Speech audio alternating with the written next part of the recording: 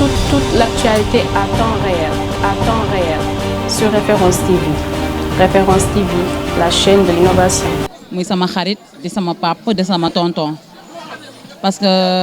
moom moo ñu dugg ci politique ñun famille yëpp parce que ba muy ànd ak Abdou Diouf la du tay boobu Khalifa Sall mu ngi université ci suñu nopp dégg nañu ñuy ne dafa doon jël añ di ko yóbbul Khalifa Sall université yàgg daw ndax Khalifa Sall taxaw bëgg Khalifa Sall fu nekk 2013 ba ñuy waxtaan affaire politique ñëwul woon pour doon maire mooy 2014 ñu ngi doon campagne boobu 10 personnes la ñu woon bariwuñu mu jiital Codou Diène boobu Codou Diène presque ñun ñëpp ay morom lañu ak moom teewul dafa ne pour Codou Diène jiital ñu topp ci ginnaawam. Pala Samb baax na Pala Samb bëgg na commune am muy Fann su duggee Fann nga ne Fann la gën a bëgg Point nga ne Point la gën a dëgg amitié la gën a bëgg Rue du Sud la gën a bëgg su ñëwee zone bi nga ne zone bi la gën a bëgg parce que dafa boole commune am yëpp boole ñëpp bëgg leen. moom ñun zone B ñuy doog am maire boo xam te ne zone B la juddoo zone B la yoroo dëkk biir zone B nekk na fi maire ba nu mu ñuy dëddoo àddina musul génn fii la musa dëkk chaque dimanche mu ngi ci buntu këram ak njabootam yëpp toog waxtaan événement Tabaski événement Korité Pala buntu këram lay teg ak chaise am ak ëpp kaay xale yëpp wër ko wax dëgg yàlla ñu ñàkk koo xamante ne ci àddina dootuñu ko amati. lu ma gën a marqué ci moom mooy mercredi bu man ak moom doon wax ñu toog ci balcon bi di waxtaan mu yëkkati xaalis jox ma di ma dalal. foo ne naa jour boobu la maa ngi moom gëj a mujjee wax waaw jour boobu la maa ngi moom gëj a mujjee wax foo naa loolu bokk na trop ci li ma marqué parce que xalaatuma woon moom dinañu won ginnaaw ni à ce point bu ñu ko soxlaa à ce point bu commune bi yëpp taxawee ñëpp nekk ci ginnaawam mais benn instant dañuy dalal suñu xel dañuy dellu sant Yàlla parce que ay julli lañu dañuy nangu dogal bu suñu borom teg ñu parce que ba mu gañee fii deuxième mandat am mu dem ville de Dakar Barthélémy Dias def ko 3e adjoint am parce que Pala toog na 3 mois yoo xam te ne chaque jour day si dem ville de Dakar fa lay ne ci bureau mu bàyyi fi Codou Diène insisté wuñ ci dara dañoo xam passion ci politique dañoo xam bëgg bu mu bëgg Pala Samb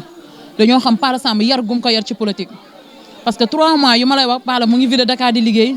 Codou Diène la bàyyi fii Codou day liggéey ba ci mandat Tabaski yi passé yëpp Codou ko defar Pala soo waxee mu ne damay sas Codou ndax bii mooy premier mandat am tout le temps mu ñuy dëkkal loolu ci suñu nopp te xalaatuñu woon que day dem bàyyi ñu moo tax mu doon pousser xale bi ñun tey ji buñ doon voté kenn waxatu ko jël nañu Codou teg ko ci chaise Pala Samb mais dafa nekk suñu yaay yoo xamante ne suñu papa yoo xamante ne suñu mag yoo xamante ne ñoom ñooy conseil yoo xamante ne ñun jeunesse bi ñoo leen taxawu ñun jeunesse bi ñoo leen fi teg wax dëgg yàlla ñu leen di ñaan que mémoire Pala pour mu nekk ci jàmm foog Codou Diène eggali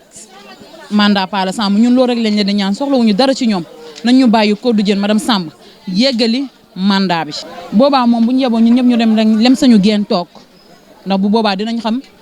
ñun jeune bi nga xam te ne voté wuñ sax war nañu Pala Samb parce que Pala Samb mbootam yëpp ci Codou Diène da ko tegoon. yàlla baax na sañu dernière réunion du ma ko fàtte mu ngi ne ku xool kanamu Codou Diène Pala Samb nga ciy gis yéen a ma bëgg wante maa bëgg Codou Diène salaatul fatiha xëy na c'est Pala Samb dafa dëkkaloon loolu sañu nopp. yéen a ma bëgg mais man maa bëgg Codou Diène sama Codou Diène soo ko xoolee xam Codou Pala ngay gis kon peut-être tënk nañu boppam am na waa tàggu nañu sas nañu te teg na Codou jeunesse bi yëpp ñu wax dëgg yàlla man aw ma xel ñaar ci jeunesse peut-être conseiller moom ñoo ñu sonal mais du jeune parce que jeunesse yëpp lu Pala bëggoon ci jeunesse jeunes yëpp si lañ nekk nii